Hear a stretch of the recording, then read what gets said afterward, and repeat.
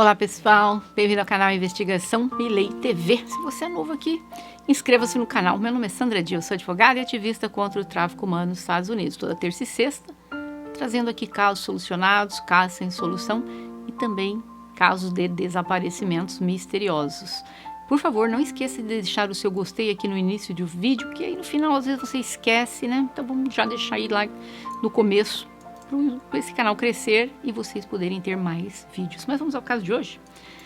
Brooke Preston nasceu em 1º de setembro de 1995 na Pensilvânia e tinha 21 anos na época dos fatos que ocorreram em março de 2017 na Flórida.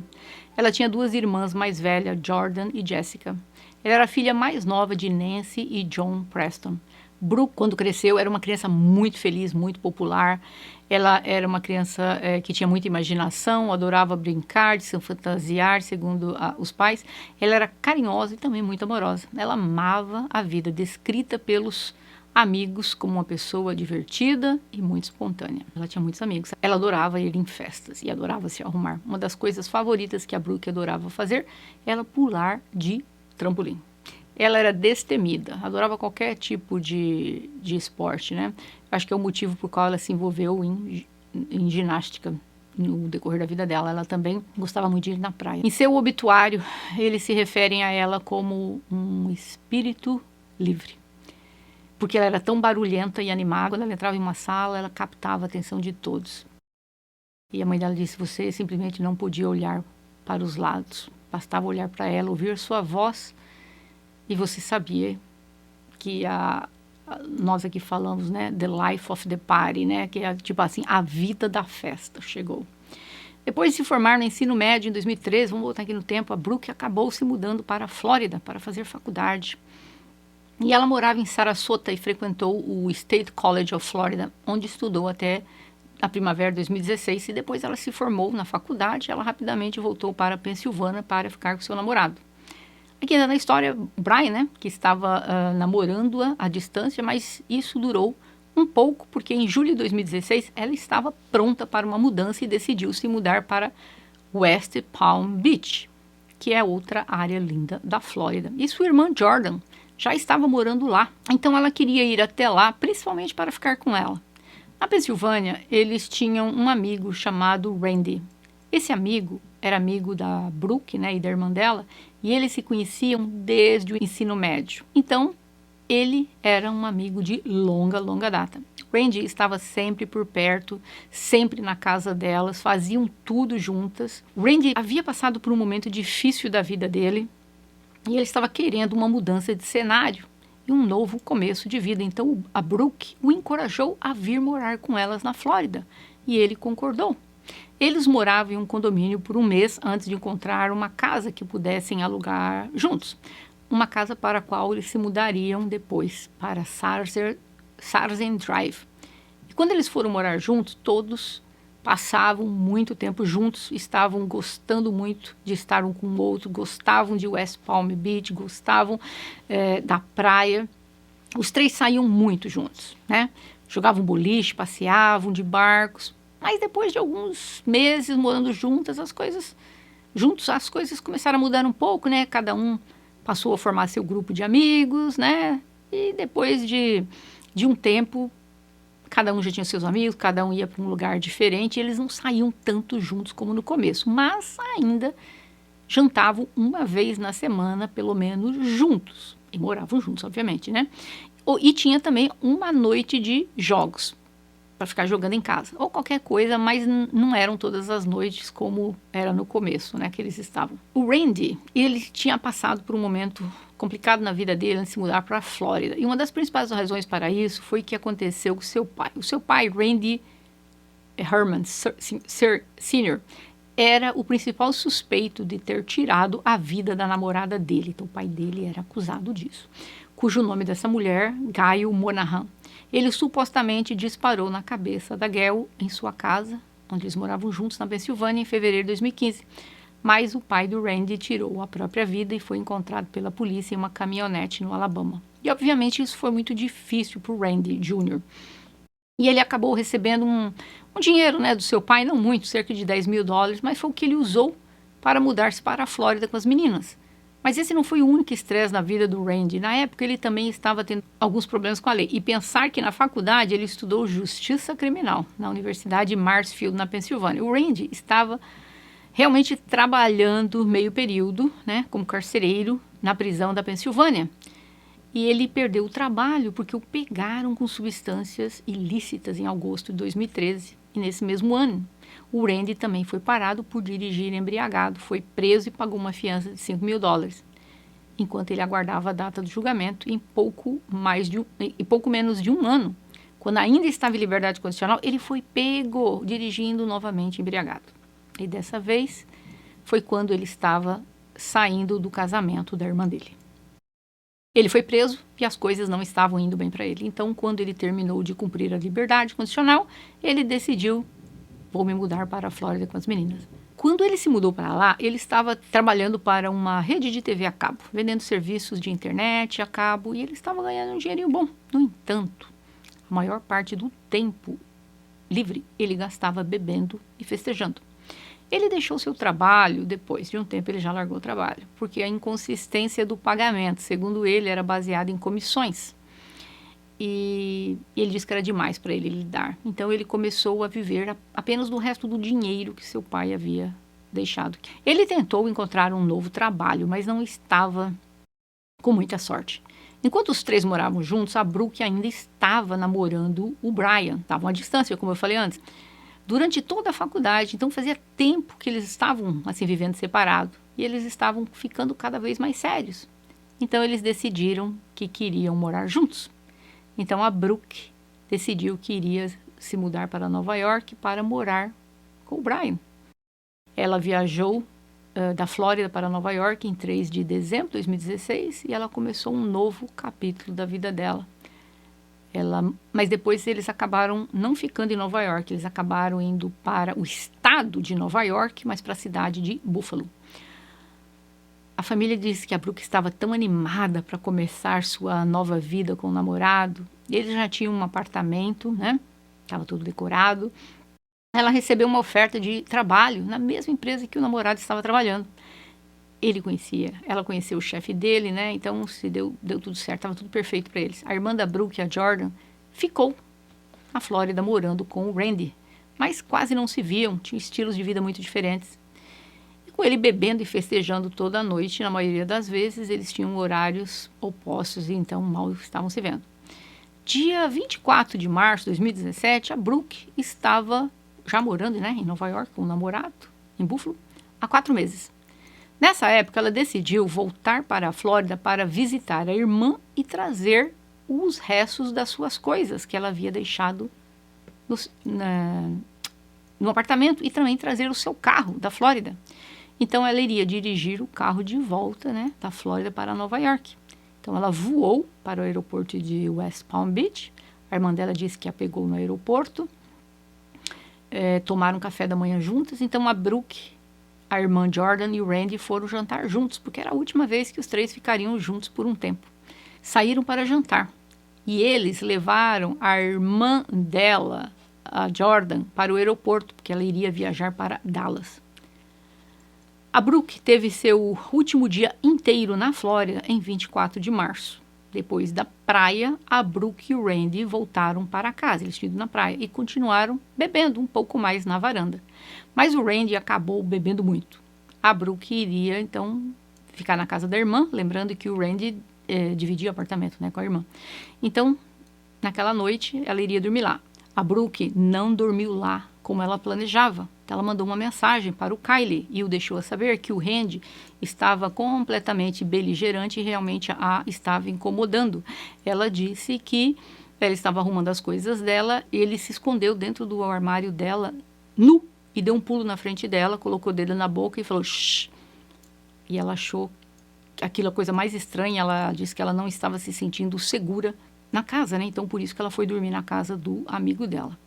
Então, ela passou lá na casa do Kylie e no dia seguinte, 25 de março, o Randy, claro, acordou completamente de ressaca, né? Como vocês podem imaginar.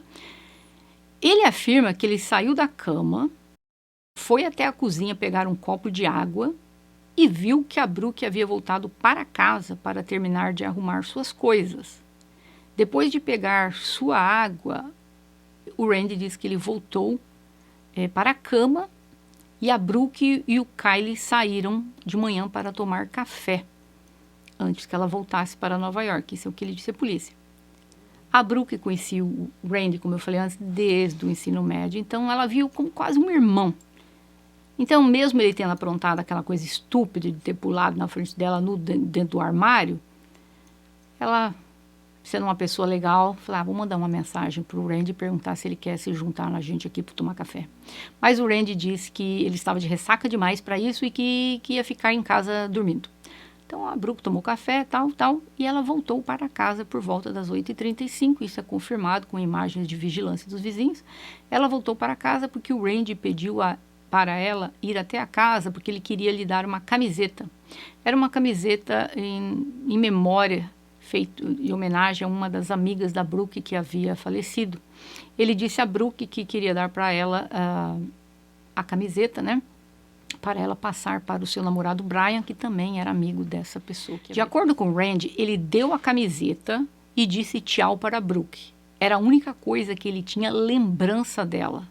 Mas algo aconteceu que o Randy diz que não se lembra de mais nada além disso. O Randy atacou a Brooke com uma faca que estava ao lado da cama dele. O Randy estava coberto de sangue. Ele diz que ele sabia que ele tinha feito, mas ele não sabia por que ele tinha feito. Ele pegou o carro da Brooke, dirigiu até Harvard Park e ligou para a polícia. E ele disse, alguém perdeu a vida. E fui eu. Mas disse que não se lembrava de nada. Quando a polícia chegou à casa, né, eles encontraram a Brooke deitada no chão, coberta por um cobertor, né? Durante toda a entrevista com a polícia, ele chorou muito, muito, muito. Parecia totalmente assim, descontrolado, dizendo, eu não sei, não me lembro, não sei o que aconteceu. E considerando que ele mesmo ligou para a polícia e confessou que ele havia tirado a vida da Brooke, isso foi incrivelmente frustrante. Os policiais começaram a fazer muitas perguntas para ele, perguntava se ele estava romanticamente envolvido com ela. Ele disse que não, e ele dizia, eu não sei o que eu fiz. A polícia perguntou sobre aquela noite anterior, que eles haviam festejado, se houve alguma discussão entre os dois. O Randy disse que eles beberam um pouco, mas não havia brigado com ela. Mas sabemos, pelo amigo Kyle, que a Brooke disse a ele, que o Randy havia bebido muito mais do que ele estava dizendo ali para a polícia. Ele disse que ele estava dormindo quando a Brooke voltou do café. Ele também disse que nunca saiu da cama quando ela voltou. E ele só a viu quando ela entrou em seu quarto para pegar a camiseta que ele ia dar para ela e se despedir. O investigador perguntou para ele, você ainda estava na cama? Quando ela entrou no seu quarto, ele disse que ele nunca saiu da cama. Ele disse que se lembra que ela entrou e ela perguntou aonde está a camiseta. Ele apontou para uma das gavetas. Ela pegou a camiseta, deu um abraço nele. E o investigador disse que é só até... Ele disse para o investigador que é só até aí que ele lembra. O investigador então disse a ele, você se levantou e saiu do seu quarto? Ele disse, eu devo ter feito, né? Porque ela não estava no quarto dele mais quando ela foi encontrada. O investigador insistiu, então você se levantou e saiu do seu quarto? Estava tentando ver, né, se ele confessava, mas ele diz, com certeza eu me levantei, mas eu não me lembro. O oficial então perguntou diretamente ao Randy se ele acha que ele tirou a vida dela. Ele disse, eu era a única pessoa na casa, então só pode ter sido eu. O investigador disse, antes de você ligar para a polícia, você saiu de casa e parou o carro em um parque, e lá você ligou para nós. Como você chegou a esse parque? Ele disse, em um carro. Ele perguntou de quem era esse carro. Ele falou, o carro da Brooke. E ali o tempo passou. 2 anos após o ocorrido com a Brooke, o julgamento do Randy ocorreu. Dia 30 de abril de 2019, o Randy se declarou inocente por motivo de insanidade, embora ele admitiu que foi ele e que ele estava sonâmbulo quando tudo isso ocorreu. Os advogados dele argumentaram que ele não deveria ser condenado à prisão perpétua, ou talvez não devesse ser condenado por crime algum, porque a causa daquilo tudo foi sonambulismo. Existem vários casos de defesa de sonambulismo que já foram usados nos Estados Unidos e alguns deram certo. O sonambulismo foi mencionado pela primeira vez a ele por um psiquiatra durante uma avaliação, porque ele era sonâmbulo quando criança. A Kate Adams confirmou que ele era sonâmbulo, a mãe dele, e compartilhou algumas histórias sobre sonambulismo que ocorreu com ele. Ela lembra que várias vezes ele levantava, pegava um copo de água na cozinha, pegava às vezes uma maçã, uma panqueca, e ele nem lembrava que tivesse feito isso. Ela também disse que houve uma vez em que ela estava trabalhando em um bar e que o Randy realmente andou de bicicleta até onde ela trabalhava. Sentou-se no bar, abaixou a cabeça, depois levantou-se e voltou para a bicicleta e foi para casa. Tudo isso ele disse para a mãe dele no dia seguinte, que ele não tinha memória, ele não lembrava. A mãe dele disse não ter percebido que ele estava fazendo isso em estado de sonambulismo naquele dia que ela estava trabalhando, mas ela disse que quando ela chegou em casa no dia seguinte, ela foi perguntar para ele: o que você foi fazer no bar ontem? Entrou, pôs a cabeça lá, levantou. Ele falou: que bar? Ela falou: você foi de bicicleta no bar? Ele falou: não. Foi aí que ela percebeu. Com essa informação, os advogados do Randy sabiam que essa seria a única maneira real de defender o que o Randy fez com a Brooke naquele dia. Como eu disse, não havia dúvida de que o Randy tirou a vida dela. O promotor argumentou que o Randy não poderia ter sido sonâmbulo quando ele tirou a vida da Brooke, mas que ele o fez deliberadamente. Assim, durante 9 dias, a acusação e a defesa apresentaram os argumentos e trouxeram especialistas para ajudar a respaldar o laudo. O advogado dele tentou provar que era sonambulismo e trouxe um patologista forense e expôs extenso testemunho, respaldado por estudos científicos, e disse que seria absolutamente possível e provável que o Randy estivesse dormindo durante o ataque. Um dos estudos que a defesa apresentou no tribunal para tentar sustentar sua alegação, que o sonambulismo era possível e provável. Ele disse que estudou o sonambulismo e a violência em adultos.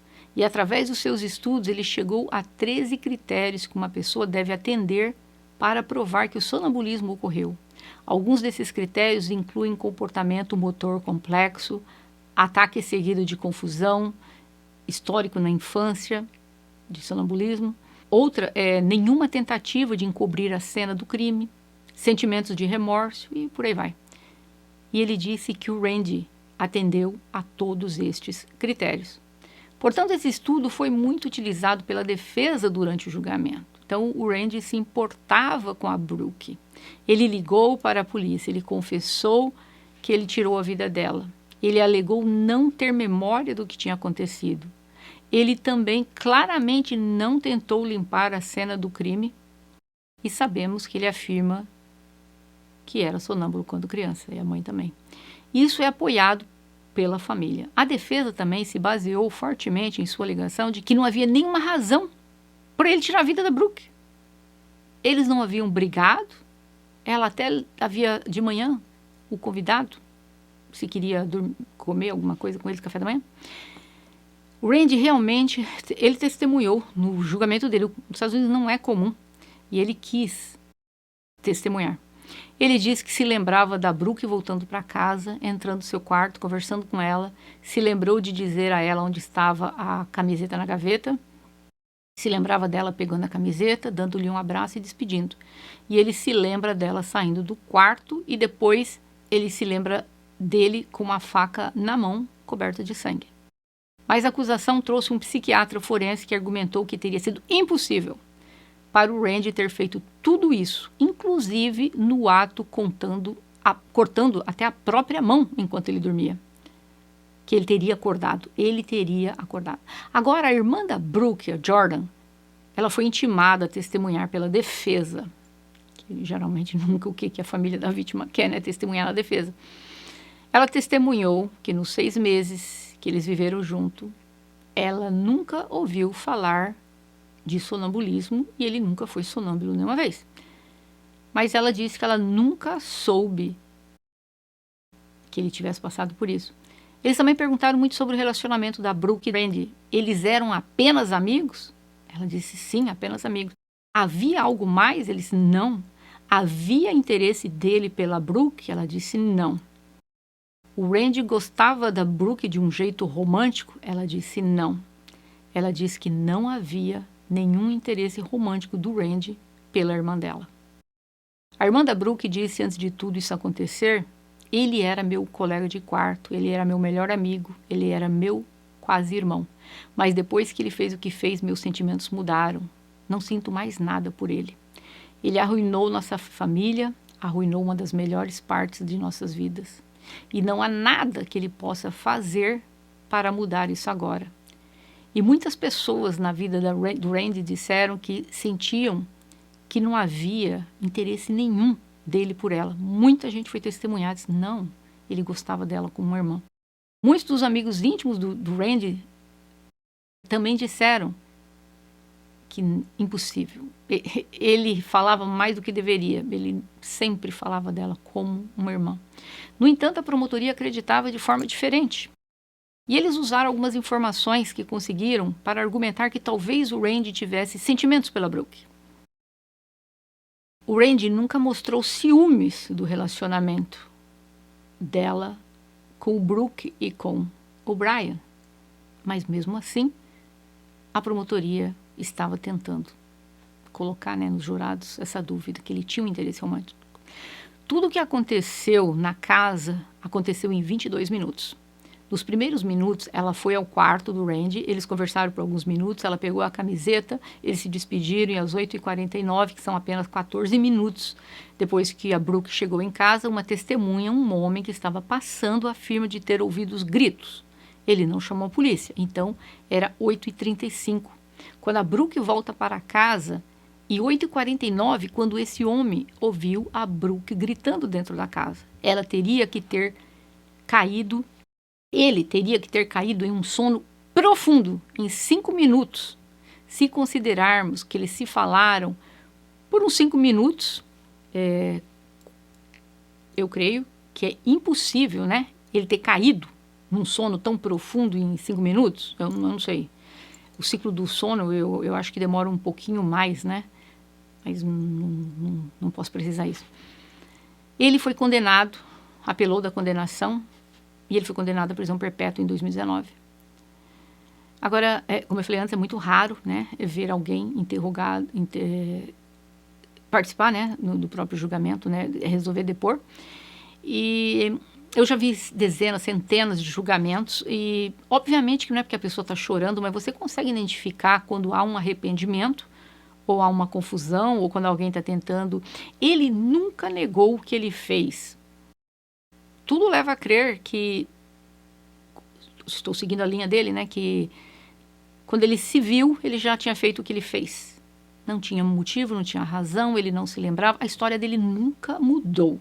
Então, há consistência na história dele na hora que ele liga para a polícia.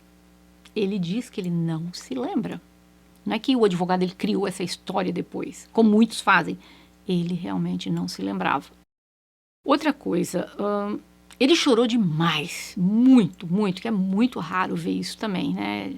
Muito raro você ver. E o desespero dele ter feito esse tipo de coisa. Então, por ele ter sido ouvido por tantas horas, né? Ele não caiu em contradição. Eu vi que não foi feita nenhuma avaliação psicológica dele no dia do ocorrido para excluir qualquer doença mental. Deixa eu falar uma coisa. Aqui nos Estados Unidos, há uns anos atrás, um homem estava dormindo. Quando ele se lembra, ele só se lembra depois, quando ele viu ali a sogra, o sogro, ele dirigiu da casa dele até a casa da sogra, até a casa do sogro. Ele pegou o carro de volta e no que ele estava voltando, ele acordou. E ele se viu todo sujo de sangue. E ele ligou para a polícia. Ficou provado, ele estava sonâmbulo. quando ele praticou aquilo. E ele foi absolvido. Uma das minhas irmãs era sonâmbula. Eu cansei de ver coisas na minha casa, tipo, nós chegávamos da escola, ela sentava na mesa com a gente, às vezes, né? Porque ela já estava dormindo e tal, a gente chegava e comia alguma coisa, ela sentava na mesa, a gente sabia que ela estava dormindo, né? Mas estava de olhos abertos, conversando. Ficava meio desconexa as coisas que ela estava falando, mas ela estava falando. Ela nunca lembrava, nunca lembrou, não, eu sentei na mesa com vocês. Nossa, centenas de vezes eu lembro minha irmã sentando na mesa, conversando, e às vezes a gente olhava uma para outra e falava, ela está dormindo, né? Porque tá falando coisas nada com nada. E no dia seguinte ela não lembrava, meu pai escondia a chave, tinha medo que ela pudesse abrir a porta. Ou seja, é possível? É. Até que ponto alguém pode estar num nível de sonambulismo? Como eu falei, nos Estados Unidos existem casos, sim, de pessoas que praticaram um crime, né? Nesse estado. O que me parece um pouco inviável dentro da história, seguindo cronologicamente o período, ele teria apenas 5 minutos para ter entrado em sono profundo e ter feito isso. Gente, olha, existem casos, eu já falei isso várias vezes, eu repito. Tem casos que eu acho que a pessoa praticou o crime. Tem casos que a pessoa não participou. Eu, Sandra, se eu fosse jurada, eu teria que absolvê-lo por uma razão. Para que você possa condenar uma pessoa, você tem que ter certeza 100% que a pessoa praticou aquele crime deliberadamente. Ou que a pessoa praticou aquele crime em legítima defesa, né? Você tem que ter um porquê que você está absolvendo ou condenando aquela pessoa. E na ausência desta certeza, você tem não somente a obrigação legal, mas também a obrigação moral de absolver uma pessoa. Você não pode condenar uma pessoa, eu acho que ele estava sonâmbulo. Não, eu tenho certeza que ele estava sonâmbulo. Se eu tivesse que responder, eu acho que ele deliberadamente tirou a vida dela. Eu não posso falar isso. Eu não tenho essa certeza.